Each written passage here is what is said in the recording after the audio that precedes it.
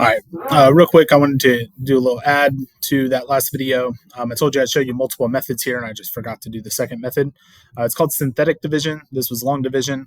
So you are only allowed to do synthetic division when the denominator is a linear factor, so first power, and it also has to have a coefficient of 1. So we have that here, so we are allowed to do synthetic. So here's how I do it. I draw a little box like this. Whatever makes the denominator 0 goes in that box. So positive 1 makes the denominator 0. And then to the side, you do your coefficients of the numerator. So it's a 1 and a 2, and then don't forget to fill in a 0. Okay, our 0 is at the end of this one, but your 0 could also be in the middle somewhere. So just make sure you're paying attention to that. Leave a space underneath those numbers and draw a line. And then this is how it works. You're going to bring down that first number. So that's a 1 down here. You're going to multiply that number by the box. 1 times 1 is 1. Then you're going to add those numbers together. Keep going until you finish. 3 times 1 is 3. 0 plus 3 is 3.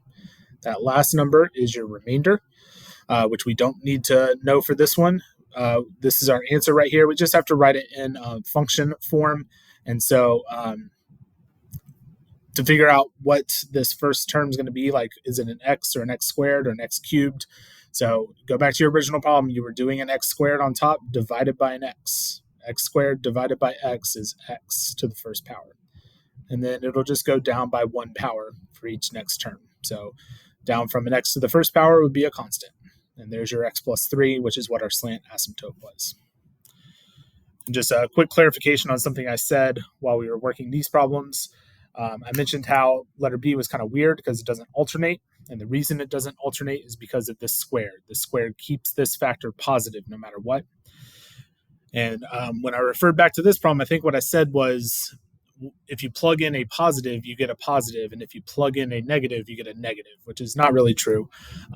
What I meant to say is that since these exponents are odd, they're all ones, whatever you get after you plug a number in, it's going to keep that same sign.